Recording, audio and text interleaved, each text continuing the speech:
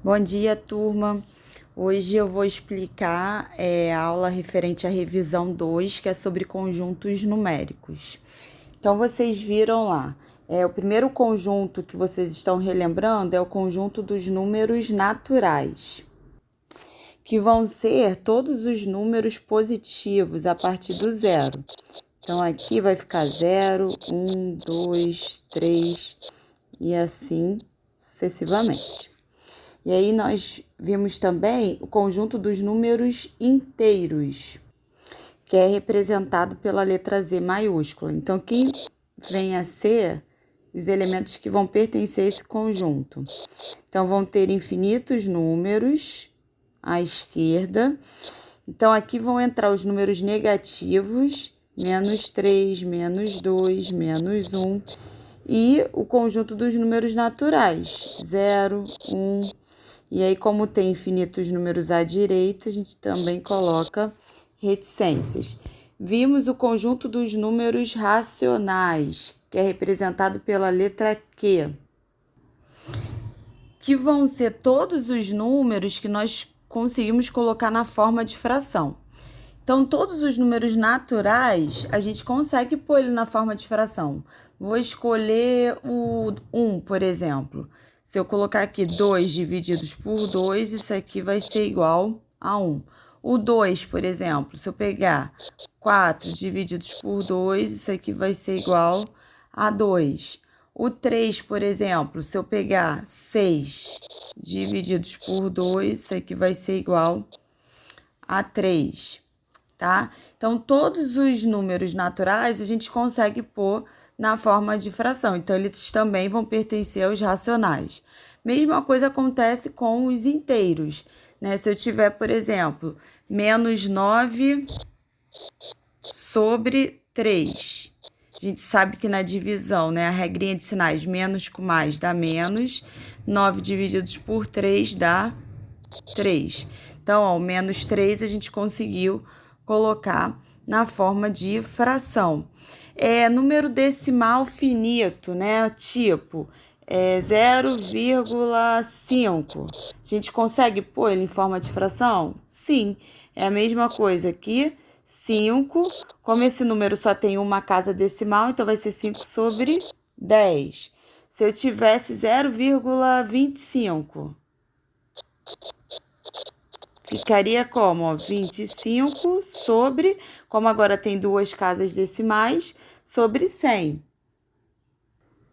Inclusive, essas duas frações aqui, se a gente quiser, a gente pode reduzir elas, né? Colocá-las na forma simplificada. Ou seja, posso dividir aqui por 5 em cima e embaixo, que vai ser igual a 1 sobre 2. Aqui é a mesma coisa, eu posso ficar dividindo por 5 ou dividir direto por 25, que vai ser igual a 1 sobre 4. Outro exemplo de número decimal finito. Se eu tiver aqui 1,2, isso aqui em forma de fração vai ser 12 sobre... Então, aqui continua tendo uma casa decimal, porque só tem um número depois da vírgula. Então, vai ser 12 sobre 10, que também tem como a gente simplificar, né? Porque eles são pares, vou dividir por 2 em cima e embaixo, que vai ficar 6 quintos. Ou seja, todos esses números decimais finitos, a gente consegue colocar ele na forma de fração, então eles vão pertencer ao conjunto dos racionais. E tem alguns números decimais infinitos que a gente também consegue colocar na forma de fração. É sempre quando tem o mesmo número se repetindo, né? Tipo, se eu colocar aqui 0,222, que a gente pode representar assim, ou 0,2 e a barrinha em cima. Toda vez que vocês virem essa barrinha em cima, significa que esse número decimal, ele é infinito. Esse 2, que a gente chama de período, ele se repete infinitas vezes. Então, como que a gente coloca ele em forma de fração? Como é que o período, né? Vou até colocar aqui, o período é o número 2. e o número 2 é composto apenas por um algarismo, então a gente, para colocar ele em forma de fração, vai ser 2 sobre 9. Ah, então, professora, a quantidade de algarismos que tiver o período vai ser a quantidade de 9 que eu vou colocar? Sim. Tipo, se meu número agora for 0,25, 25, 25. Ou simplesmente 0,25 e a barrinha em cima do 25. Quem vai ser o meu período agora? O meu período é o 25. Então, o 25 é composto por 2 algarismos. Então, se eu quiser colocar ele em forma de fração, vai ser igual a 25 sobre 99. Se vocês quiserem verificar se isso que eu estou falando é certo, vocês podem pegar aí a calculadora de vocês e fazer a divisão do 25 por 99, vocês vão chegar a esse resultado aqui. Mesma coisa nesse exemplo aqui, se vocês pegarem o 2 e dividir por 9, vocês vão chegar nesse resultado aqui, 0,2222. Então, vamos ver mais exemplos de números racionais, né? Que são esses números que a gente consegue colocar na forma de fração. Se eu tiver assim, ó, 1,222. Ou simplesmente 1,2 e aí eu coloco a barrinha aqui em cima do 2. Como é que a gente resolve, né? Aqui, o meu período é apenas o número 2, né? Então, para eu resolver isso, vai ser assim, ó. Eu vou repetir todos os números que aparecem, né? Que é o 12, menos. Aí eu vou diminuir esse meu número inteiro aqui, menos 1, sobre... Então, aqui, o meu período é apenas o número 2. Então, vai ser sobre 9. Então, 12 menos 1, 11, divididos por 9. Próximo exemplo, se eu tiver aqui 0,2555, ou simplesmente 0,2, o número que está se repetindo aqui é apenas o 5. Então, a barrinha vai estar apenas no 5. Então, o meu período aqui, vou botar aqui por escrito, é o número 5. O antiperíodo é o número 2. Então, como é que a gente resolve isso aí? A gente vai repetir todos os números que aparecem, né? No caso aqui aparece o 2 e o 5. Então, vai ser 25 menos o que não for período, que é o 2, que é o meu antiperíodo, divididos por... Então, aqui, o meu período é composto apenas por um algarismo. Então, eu vou botar 9. Só que agora está aparecendo, né, o antiperíodo. E o antiperíodo, que é o número 2, ele é composto por um algarismo também. Então, eu vou colocar um único zero aqui. Ah, então, professora, a quantidade de algarismos que tiver o antiperíodo vai ser a quantidade de zeros que eu vou colocar no denominador? Sim. Então, 25 menos 2, 23 sobre 90. Ué, professora, por que no exemplo de cima a senhora não colocou o zero no denominador? Porque o 1, gente, é a parte inteira, ele está à esquerda da vírgula, né? Então, ele não é o antiperíodo. Já aqui, o 2, ele está vindo antes do período, só que ele está à direita da vírgula, tá bom? Então, tem essa diferença.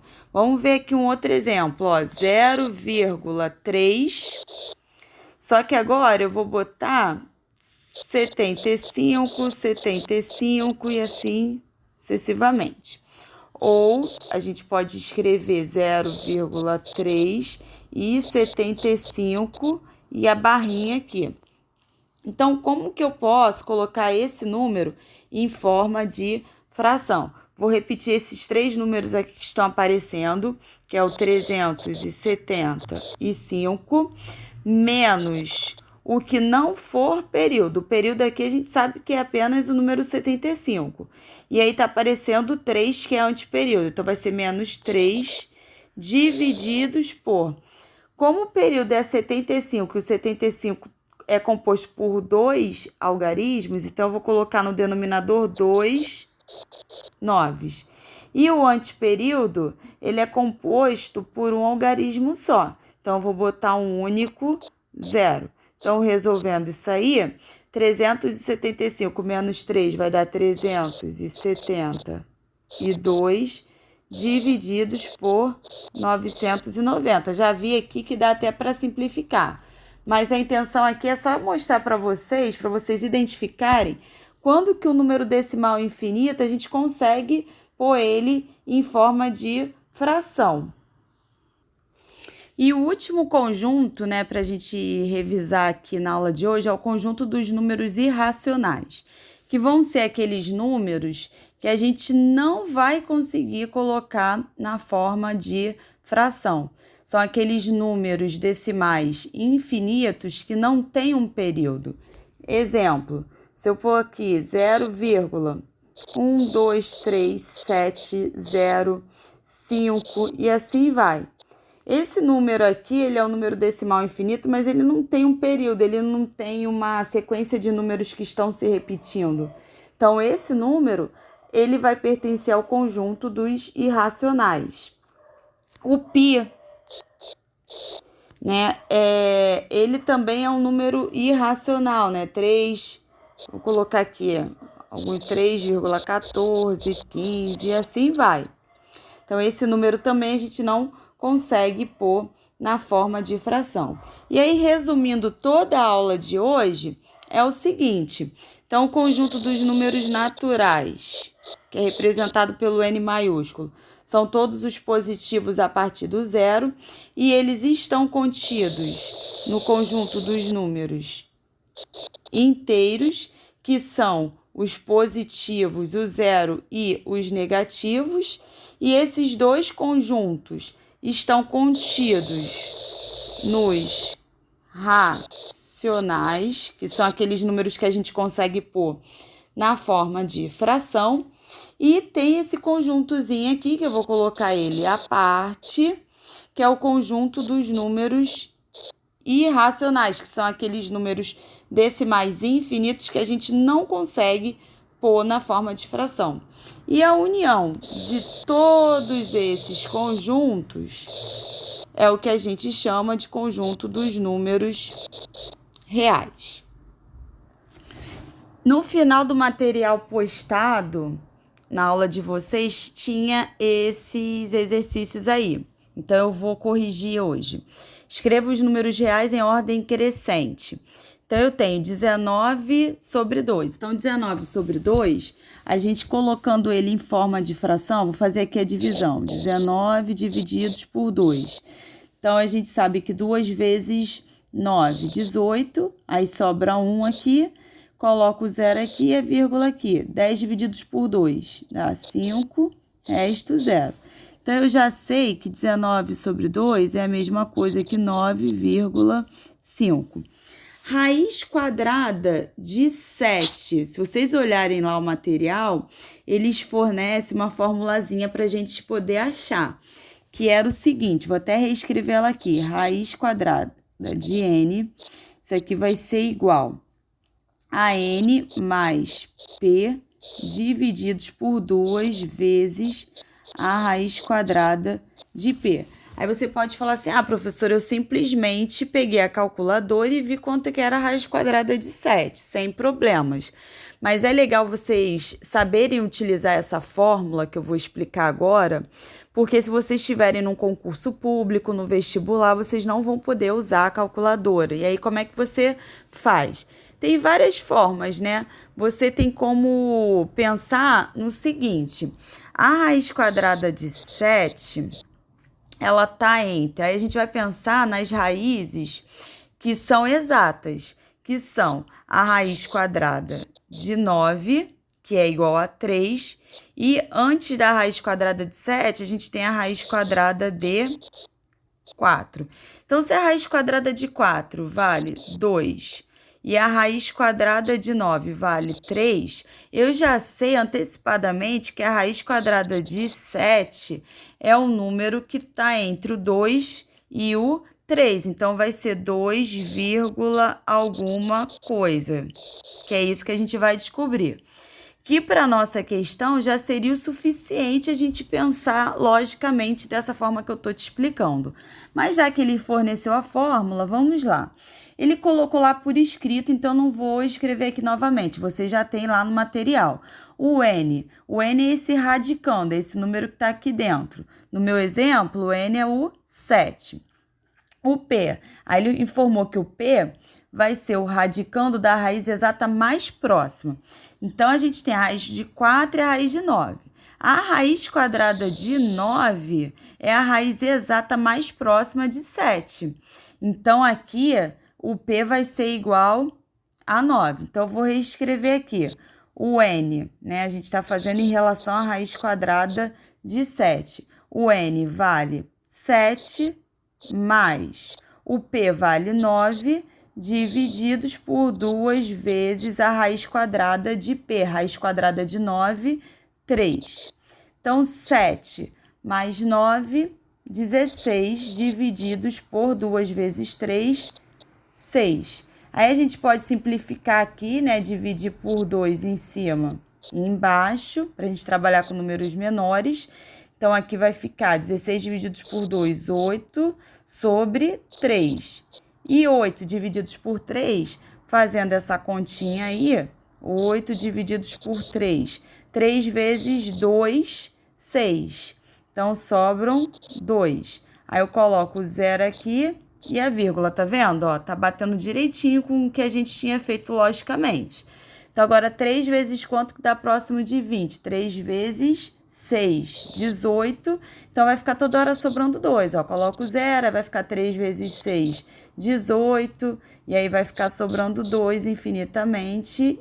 E aqui, o 6 vai ficar se repetindo. Então, 8 terços é a mesma coisa que 2,6. E aí, eu vou colocar a barrinha em cima do 6, que é o número que se repete. Aí, depois vem o menos 7, depois vem menos 16 sobre 2. 16 divididos por 2, 8. Então, isso aqui vai ser menos 8. E aparece o número π, que é aproximadamente 3,14. Como ele quer que a gente coloque esses números em ordem crescente, então vai ser o seguinte: o menor número que a gente tem aqui é o número menos 8, né? Porque é assim, gente, na reta numérica vem como, ó, ela cresce para a direita, então vai vir o menos 8, depois menos 7, depois menos 6, aí vão vir menos 5, menos 4, menos 3, como aqui ficou o espaço pequeno, vamos lá.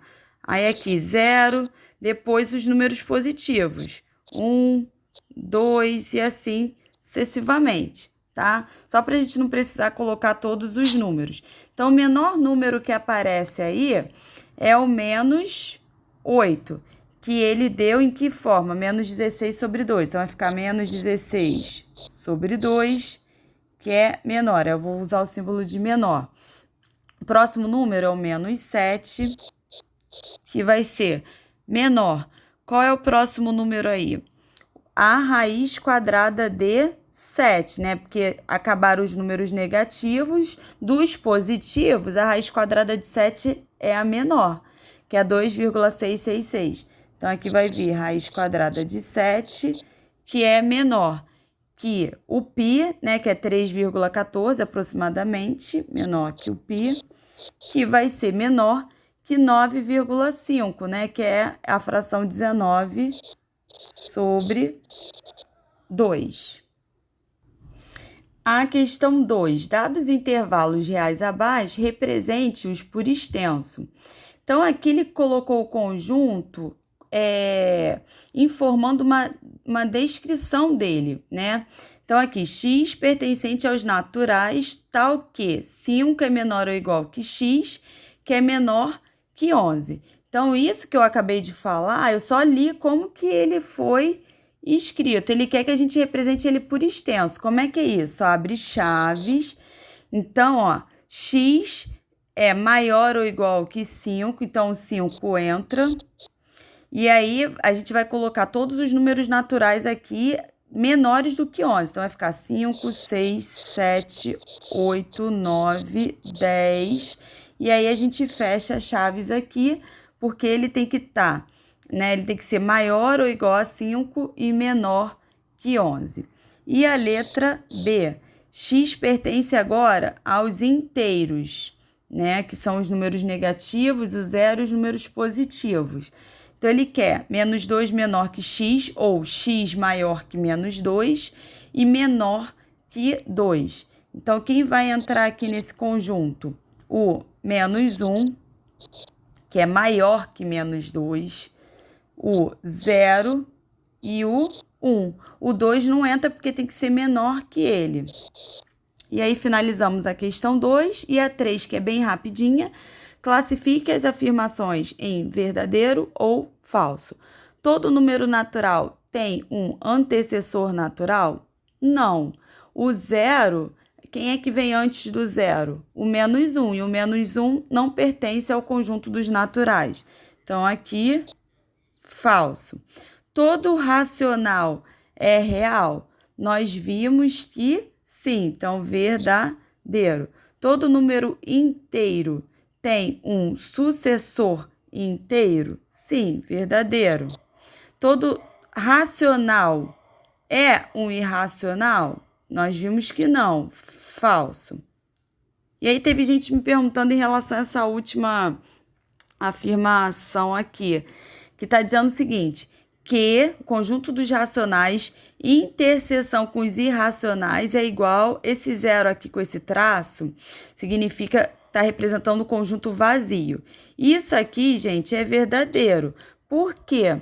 O que é interseção? Interseção, como nós vimos na aula de ontem, né? Se eu tenho aqui um conjunto A. Conjunto A não, um conjunto A e um conjunto B. A interseção são aqueles elementos que pertencem aos dois ao mesmo tempo.